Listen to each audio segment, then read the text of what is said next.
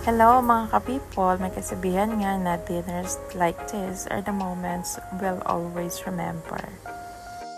Kaya ito, papunta kami sa Eat All You Can Cholo Vista. So, soft opening na lang ngayon. At naisipan ko na kumain kami doon for dinner kasama ang family. So, hindi kami complete but marami kami. Ito ay located lang sa Pusalan Occidental Salbayan, Occidental Mindoro. So, here we are sa Cholo Vista.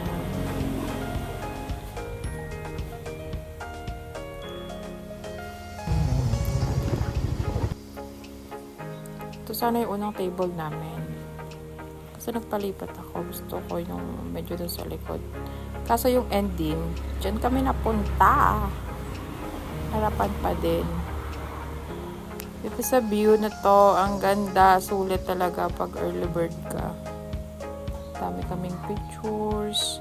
Na-witness ang magandang sunset. Na-enjoy namin yung place ng kapatid ko. Kasama ko siya. Nag-picture kami. Kasi kami yata yung unang nakarating dyan. So, nag-book.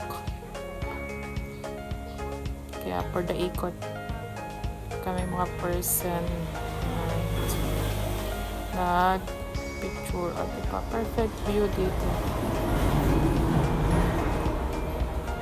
Pagkarating nila, pinunta ko muna dyan. Umupo muna sila. And for the waiting, kasi yung oras is 6 p.m. to 8 p.m. yung time allotted para sa Eat All You Can for soft opening nila with the kids. Balik niya.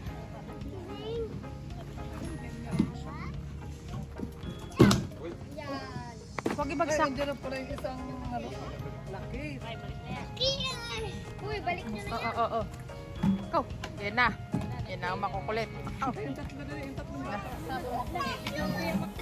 And yun na nga, dumating na ang pila. Ito lang. So, kukuha ng kayang kainin. And look. O, diba? Oh, flex ko lang ang father ko and mother. Yan, I think nag-enjoy mo sila. And may pamangkin. Cute. Si Kate. Yan.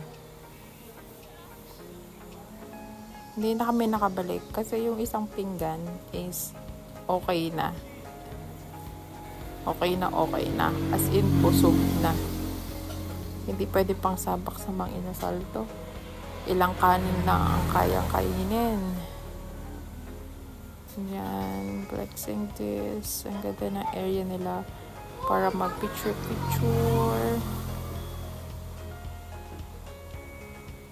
Mga pamangkin. Family. Super cute. Nag-enjoy naman. Sulit. Dahil masarap din ang kanilang food. Yun lang po. Thank you for watching.